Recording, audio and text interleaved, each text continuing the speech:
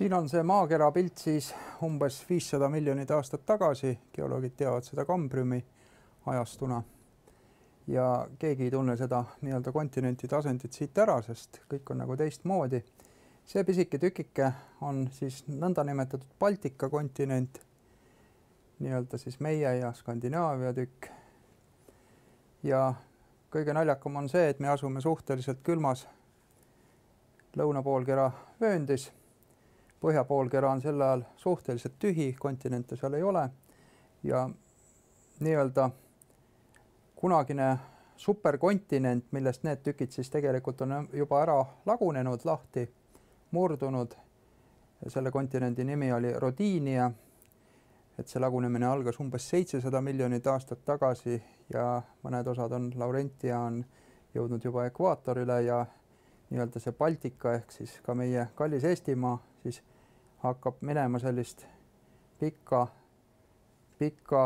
nii-öelda reisi sellesse positsiooni, kus ta praegu on põhjapoolkeral. Ja see reis kestis, palju ta siis kestis, enam-vähem 500 miljonit aastat. Ja mingil hetkel me olime ka ekvaatoril. See oli Devoni ajastu, kus tekkisid siis liivakivid. Lõuna-Eestis on need hästi näha. Ja peale seda meri taandus, ehk teiste sõnadega meil neid settekivimeid enam ei ole, millele me saame nüüd näpu kuskil paljandis juurde panna ja öelda, et see tekkis Permis või see tekkis näiteks 100 miljonit aastat tagasi.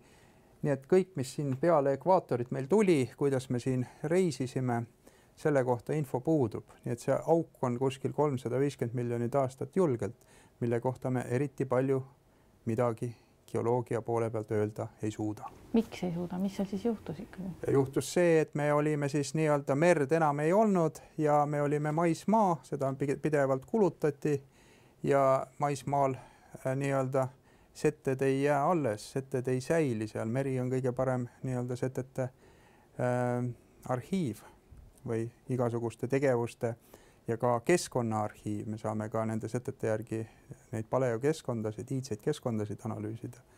Aga kui sa oled juba kord maismaal ja kui seal ka magmatismi ei toimu, kurrutamist ei toimu, siis jälge ei jää sellest. Kui me olime 500 miljonit aastat tagasi seal all, siis kus me enne seda olime? Ja siin all me olemegi olnud enam kui 1 miljard aastat. Aga siin vahepeal on huvitav muidugi öelda ka seda, et kui me olime siin vahetult ekvaatoril, siis toimus maakera ajaloos järjekordne sündmus, kus tegelikult tekkis järgmine superkontinent, ehk kus kõik need plokid olid jälle koos. Pangea manner, nii et Rodiiniast, mis oli kunagi siin, tekkis siis Pangea, sellest meil jälgi ei ole, aga teistel mandritel on, sellepärast me teamegi, mis omakorda hakkas lagunema seal umbes 200 miljonit aastat tagasi ja siis tekkis alles see nii-öelda mandrite kavand, nagu me siis praegu gloobuse peal seda vaatama oleme harjunud. Ja siit nüüd geoloogid mõtlevad muidugi ka edasi, et kui seda tänapäevast gloobuse pilti vaadata, siis mis saab edasi ja üks teooria, seal on nüüd palju teooriaid, aga üks teooria nii-öelda väidab, need teooriad on kõik arvutimudelid põhimõtteliselt, väidab, et uus Aasia ja Põhja-Ameerika või Ameerika nii-öelda superkontinendi osa tekib siia ülesse ehk praeguse nii-öelda Põhja-Jäämere asemele, millega siis liituvad praktiliselt kõik need kontinenti massid umbes. See alguskogunemine siin võiks olla siis umbes 100 miljoni aasta pärast ja võib-olla 200 miljoni aasta pärast on kõik kontinendid jälle ühes suures tükis koos. Ja nad on koos seal üleval? Kõik siis üles ei mahu, ilmselt osa siis jääb ka siia, aga siis superkontinent ilmselt oleks siis midagi sellist. Aga siin ka kõik teadlased ei ole ühte meelt, et igal ühel on nagu omad pildid, aga midagi sellist, et kõik oleks nüüd lõunapoolkerale kogunenud, järgmine superkontinent ilmselt lõunapoolkerale ei teki, et ta pigem tekib sinna põhjapoolkerale ja siis ta osa sellest kontinendist ilmselt ületab ka ekvaatori. Kogu see tsükkel, kus üks superkontinent on tekkinud ja siis laguneb jälle tükkideks ja need tükid lendavad siis või sõuavad üle maakera laiali. Kogu see tsükkel on umbes 500 miljonit aastat pluss-miinus, keegi ka täpselt niimoodi ei tea ja tsüklid on ka erinevad. Aga enam-vähem 500 miljonit aastat on siis ühest superkontinendist siis nii-öelda teiseni ja praegune situatsioon, kus me nüüd inimesed elame maakeral, on ilmselt kõige parem ja parem just seetõttu, et praegu on kontinentide mass jagunenud suhteliselt hajutatult, et meil ei ole ühte suurt tervikut. Vaikne ookean on kõige suurem veemass ja see näitab ka, millised tormid on tavaliselt Vaikse ookeaniga piirnevatel kontinendi äärealadel. Aga kui meil oleks nüüd üks suur kontinent ja me peaks oma 6 miljardi inimesega või varsti on juba palju rohkem ja sinna kõik ära mahtuma, siis tundub, et inimene on üks, aga muud loodust on ka, et see oleks väga-väga raske, kuna suurel kontinendil, ühel superkontinendil tekib ka omapärane kliima, rannikuääred on hästi tuulised, tuulel on või ütleme õhumassil on palju ruumi suurt hoogu sisse saada. Kontinendi keskalad on kindlasti suhteliselt kuivad ja karmid, sademed ei jõua sinna, nii et jälle ei ole eluks erilisi tingimusi, suhteliselt kõrbelised tingimused saavad seal olema. Muidugi oleneb veel ka, et kuhu see kontinent tekib, et kas ta tekib keset ekvaatorit keskmega või ta tekib siis põhjapoolusele või lõunapoolusele, see mängib ka veel omaette, annab nii-öelda omad nüansid sinna juurde. Nii et see aeg, mis me praegu elame, on kõige parem aeg elamiseks vähemasti sellisele nõudlikule liigile nagu inimene. Et siin on siis rekonstruktsioon Ordoviitsiumi ajastust ja see on umbes seal 450 miljonit aastat tagasi ja siis see Baltika kontinent siis on jõudnud ka suhteliselt sellistesse viljakatesse troopilistesse tingimustesse ja see on nüüd see aeg, kus ka meil hakkab tekkima põlevkivi nii-öelda madalaveelises basseinis, madala mere tingimustes tekib põlevkivi. Kui superkontinent on tekkinud, siis näiteks Pangea näitel, siis ühel hetkel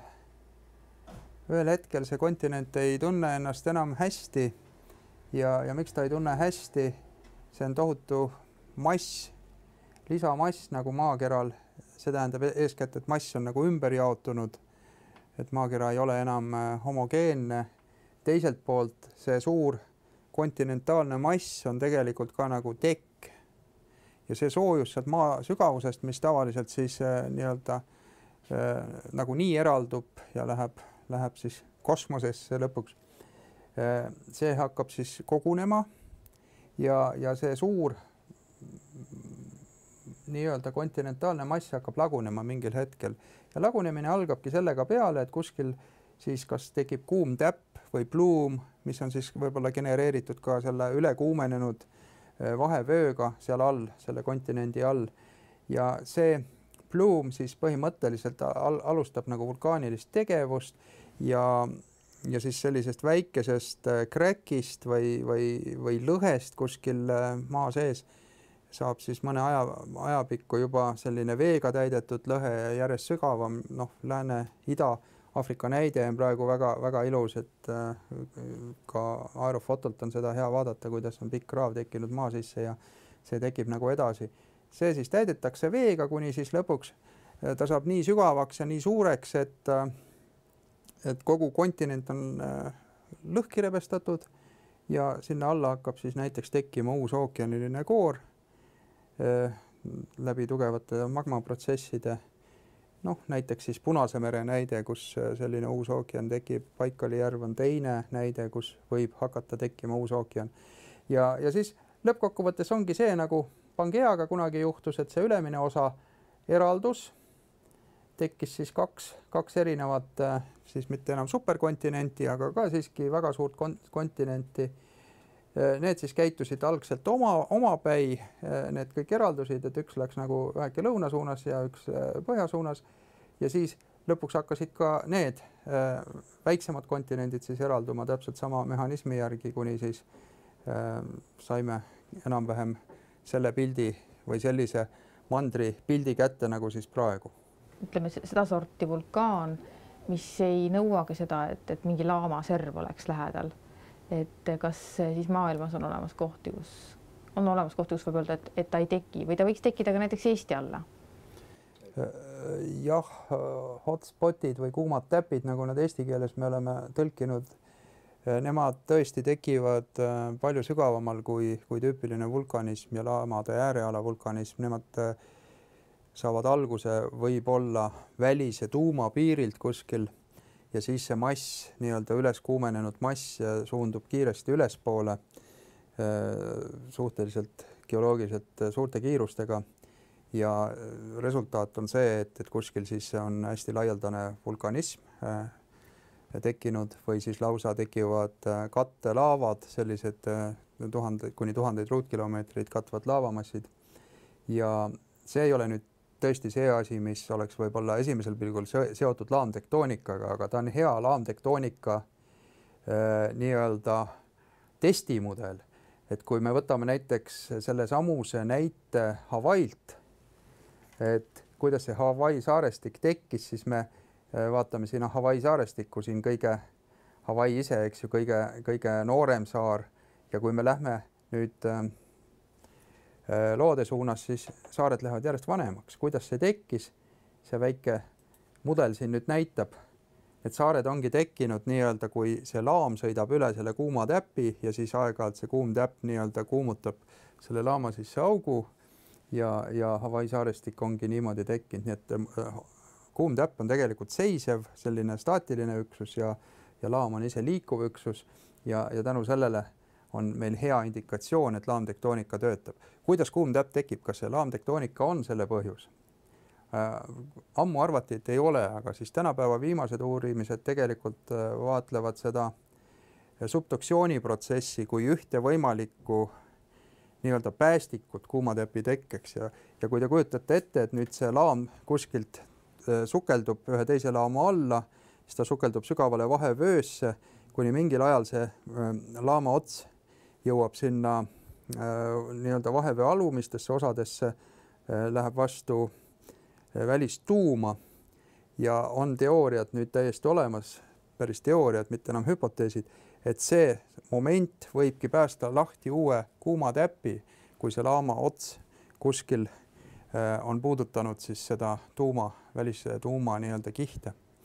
Ja kui sellest nüüd lähtuda, siis see kuum täpp võib tekkida praktiliselt ükskõik kuhu. Et ükski maa ei ole selle eest kaitstud ja see ei teki kohe. Et enne kui see laam nüüd jõuab sinna kuhugi alla ja siis indutseerib nii-öelda selle kuuma kolde ja see hakkab nüüd ülespoole tõusma, on võib-olla mööda läinud 100 miljonit aastat. Nii et me ei tea, milline on see laamade asetus praegu, nii-öelda nende surnud laamade asetus seal vahevöös. Ja on praegu üks teooria ka töötatud välja selle kohta, et Aleuutide saarestiku juures, kus toimub subduktsioon, sukeldub laam teise alla, et see laama ots on tegelikult jõudnud kuhugi kaugele, nii kaugele, et ta tegelikult hoiab elus seda Hawaii kuuma täppi. Ja Aleuudid on ju kaugel sellest. Nii et ka Eesti alla võib selle teooria järgi küll kuum täpp tekkida ja mis võis selle põhjuseks olla? Selle põhjuseks võis olla näiteks mingisugune iidne subduktsioon, mis süsteem on juba surnud, eks ju, mis enam ei ela. Kogu see geograafia on muutunud, aga me ei tea, kuidas need laamad käituvad seal vahevöös.